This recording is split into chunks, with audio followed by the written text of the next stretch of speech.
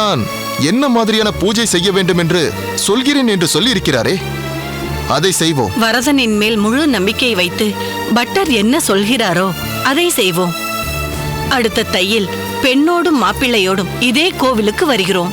அது நடக்கிறதா இல்லையா என்று பாருங்கள். நடக்காது. ஏய், யாரப்பா நீ? துடுக்கு பயலே, நாங்கள் கல்யாண விஷயமாக பேசிக் கொண்டிருக்கும் பொழுது நடக்காது என்று அபசகுணமாக பேசுகிறாயே. அவசர குணம் இல்லை, ஆலோசனை. ஆலோசனையா? ஆமாம், ஆலோசனை தான். அதை நீ சொல்ல போகிறாயா? நான் தான் சொல்ல போகிறேன். சிறுவனிடமெல்லாம் ஆலோசனை கேட்கும் அளவிற்கு எனக்கு மூளை மழுங்கிவிடவில்லை. அடடடடா, சற்று சும்மா இருங்களேன். சிறுவன் என்னதான் சொல்கிறான் என்று கேட்போம். சிறுவன் எதை சொல்லிவிட முடியும்? நீ எத்தை தின்றால் பித்தம் தெளியும் என்று அலைந்து கொண்டிருக்கிறாய்.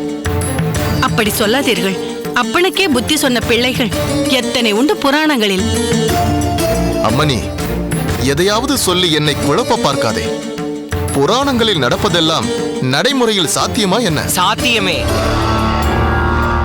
தேவை நம்பிக்கை. நம்பிக்கையை இறைவன் மீது வைக்கலாம். உன் போன்ற சிறுவன் மீது எப்படி வைக்க முடியும்? உங்கள் இறை நம்பிக்கையை நான் குறை கூறவில்லை. அதை ஆடம்பரமான பூஜை புனஸ்காரங்கள் மூலம் எடுத்து காட்ட வேண்டிய அவசியம் இல்லை என்றுதான் நான் கூறுகிறேன். அப்படி காட்டினால்தான் உங்களின் கோரிக்கை, அதாவது உங்களின் மகளின் திருமணம் நடைபெற வேண்டும் என்ற கோரிக்கை நிறைவேறும் என்பதும் இல்லை. ஏனப்பா, இது என்ன ஆச்சரியமாக இருக்கிறதே? எங்களின் கோரிக்கை மகளின் திருமணம் என்பது உனக்கு எப்படி தெரியும்? அந்த கொடுமையை ஏன் கேட்கிறீர்கள் தாயே? யார் யாரோ எங்கெங்கோ பேசுவதெல்லாம் தேவையில்லாமல் என் செவிக்கு வந்து கேட்டு விடுகிறது. மனம் கேட்காமல் ஆலோசனை கூறுவதற்கு இப்படி வந்து மாட்டிக்கொள்கிறேன். சிறுவனே, நாங்கள் பிரதட்சணம் செய்ய வந்தோமா, உன் பிரசங்கம் கேட்க வந்தோமா? சரி, இப்பொழுது நீ என்னதான் சொல்ல வருகிறாய்? அவனை திருப்திப்படுத்த ஒரு துளசி போதும் என்கிறேன்.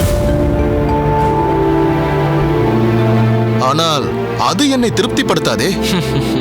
இந்த ஊரில் நான் எவ்வளவு பெரிய செல்வந்தன் தெரியுமா? என் தகுதிக்கும் தராதரத்திற்கும் ஒரு சிறு துளசியை சமர்ப்பித்து என் கோரிக்கையை நிறைவேற்று என்றால் அதை கேட்பவர்களும் பார்ப்பவர்களும் என்னை பற்றி என்ன நினைப்பார்கள்? எனக்கென்று ஒரு அந்தஸ்து இருக்கிறதே. சரி, அப்படி என்றால் உங்கள் அந்தஸ்துக்கு ஏற்ற மாதிரி ஒரு 1000 தொன்னை சக்கர பொங்கலை அவனுக்கு சமர்ப்பணம் செய்யுங்களேன். சிறுவனுக்கு